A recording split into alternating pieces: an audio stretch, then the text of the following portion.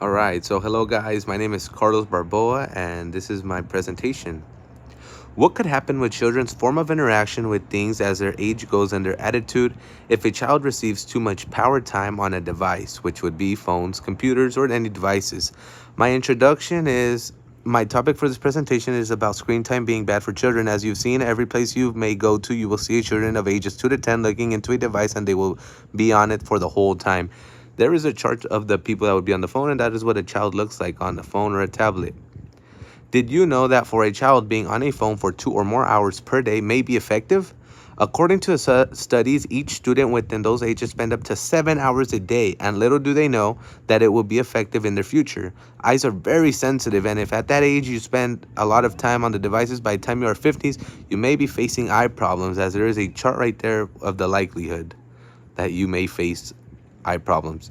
So in article number 1, the MRI shows screen time linked to lower brain development in preschoolers by Sandy Lamonte in CNN source published on November 4th, 2019.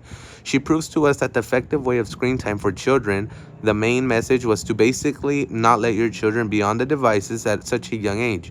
Everything will come on its own time. It may seem as a good benefit, but in reality it isn't, because their brain isn't functioning at the right time. Her and the new study examined 47 healthy brain children at ages 3 to 5 and explained to us that the maximum of 2 hours screen time users have healthier white brain matter and brain cells, while the children that use it excessively without parent interaction and more disorganized, undeveloped white matter through the brain.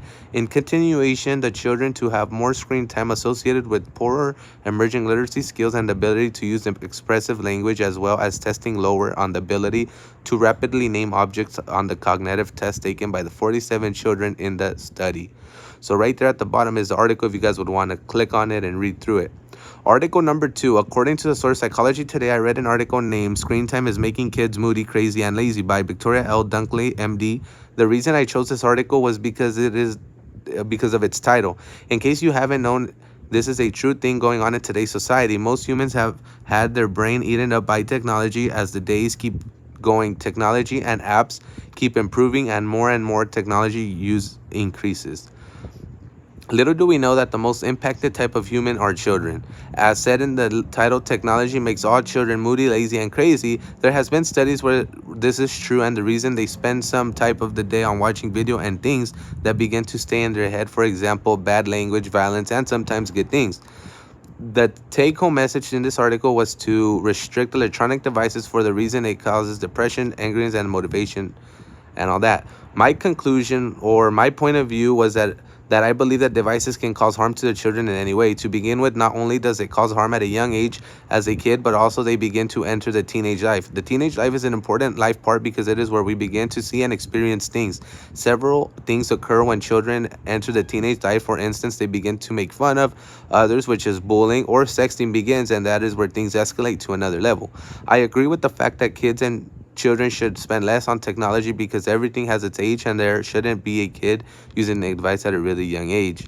The final conclusion overall is that I believe that electronic devices may cause more harm rather than benefits in children that spend over 3 hours on devices. The reason that I state this is because in the first article, Sandy and the study group examined 47 children.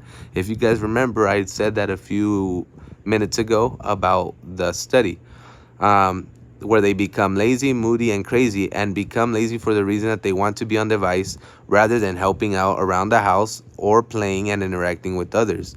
They become moody for the reason something little will lead them to get mad, and if you put them to do something while they are on the device, they will get mad or they will end up doing it, but they would be such in a bad mood that it is very annoying, you could say.